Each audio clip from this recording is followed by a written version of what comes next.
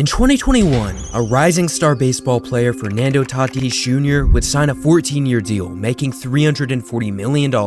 But what if I told you that he had to pay $27 million of that contract to an agency?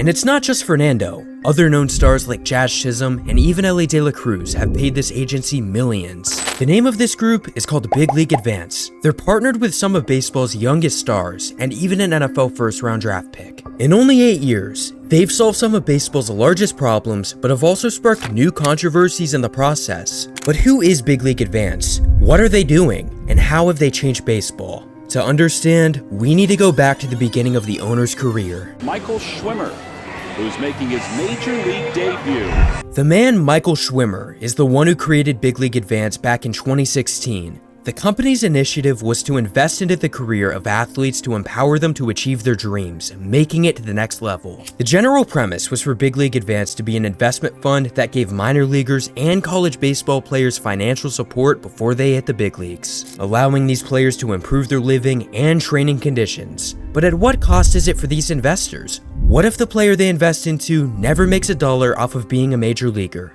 According to founder Michael Schwimmer, regardless of whether or not a client makes it to the highest level, our company has changed the lives of many people. I do this for minor league players. I do this because I lived it. I do this because it's wrong.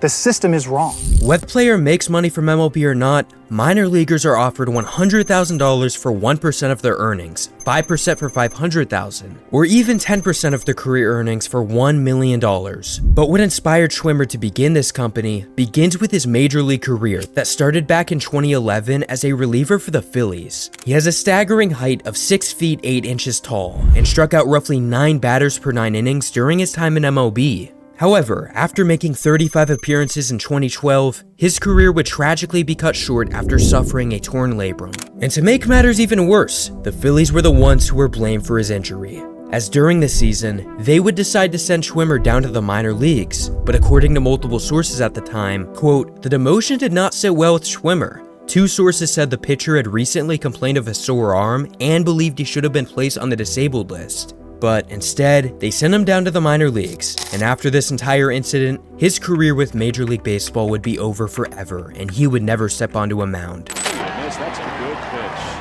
And Fields down on strikes. 2 outs here in the 7th. His career ended tragically, with it ending in an organizational mishandle, causing him to miss out on millions of dollars. But there's a deeper reason behind this all for why Schwimmer began this company, beginning with the lifestyle and salary of a minor league player. The truth is, minor leaguers make barely any money. Are minor leaguers finally making more than minimum wage? As of 2024, the highest level of the minors, aka AAA, will make you $35,000, with the lowest level of the minors, Single A, making prospects $19,000. For perspective, the average fast food worker makes $36,000 a year. So flipping burgers makes more money than playing minor league baseball. And to make it even worse, minor league players are responsible for buying their own bats, gloves, and any type of training equipment, along with everyday living expenses such as housing, food, and any medical problems ensued during playing baseball.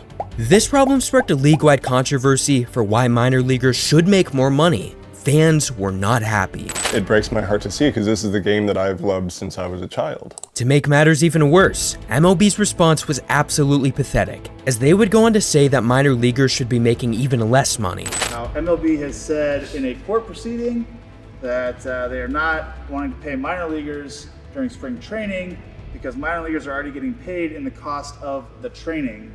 MLB profits off of minor leaguers, yet they believe that prospects should be paid nothing during spring training. But the truth is, spring training development programs have been heavily criticized for years, especially by major league players. In spring training, I'm just gonna say it's a joke. It is. The training programs in spring training are a joke. Like, you come from an off-season. I look at spring training as like a vacation. Prospects aren't paid for spring training or the fall league. Back in April 2022, prospects showed off their very first paycheck in roughly 7 months, where multiple players showed that they received only $50 or so in those payments. This is why Big League Advance was created. As a 14th round draft pick in 2008, Michael Schwimmer was making less than $2 an hour, working 60 hours a week. According to former Giants minor leaguer Eric Sim, you can lose everything in a matter of a second while being treated like shit.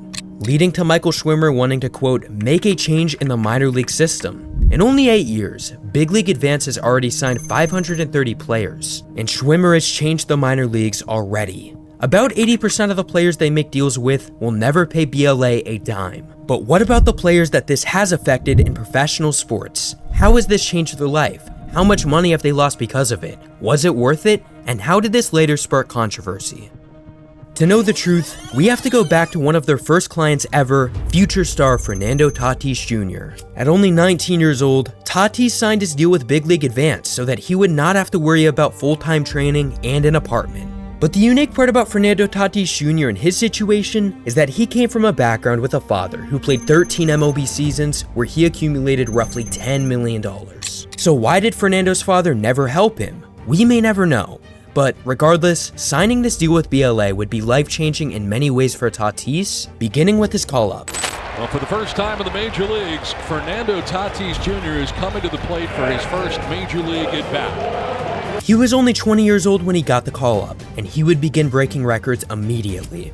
Becoming the youngest player to hit 40 homers and steal 40 bases in a year, he was the youngest player to hit multiple grand slams in a game and broke the Padres' single-season home run record for a shortstop. All leading up to the moment that this happened. Well, breaking news out of San Diego as reportedly the Padres and Fernando Tatis Jr. are in agreement on a 14-year, $340 million contract extension. Tatis was a 22-year-old who had just made $340 million, except he owed a large 8% of that deal to Big League Advance. However, when he signed this deal, he said, quote, if I'm a successful baseball player and make big money, I'm not going to care about giving that money away. Which ended up being a total of $27 million that he had to pay back. As for BLA, this was a major step in the right direction, as no one had Tatis as a top 50 prospect when they signed him, but their system had him labeled as the second best player in the last 15 years. But not all stars who sign with BLA have the background of an MLB father like Tatis does, or have the talent like Tatis does.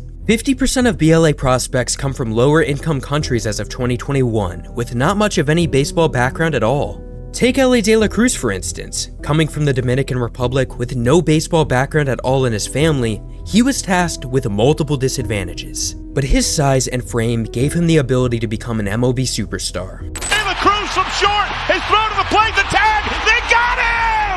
The 6'5" shortstop with a generational arm, size, speed, and power was only on his way to becoming an MLB star, as he would break record after record, becoming the youngest player to ever hit for the cycle, and was the first Reds player to hit for the cycle in 34 years. But before all the fame and success came the time that he accepted BLA's deal of an upfront payment of $335,000 in exchange for 8% of his future earnings. Which as it stands right now, he's on his way to becoming one of the many faces in baseball, and will be getting a record contract in the not so distant future. But after Fernando signed his record deal and Ellie became a star, many began to question whether Big League Advance was good or bad for minor league prospects. You know, you sign a contract saying, yeah, I will give you 1% of my income because it's totally worth it for me to not worry about working a part-time job, about not worrying about money. It provides all of these benefits for a player in the minor leagues. However, top MLB agents would speak out about their displeasure against BLA,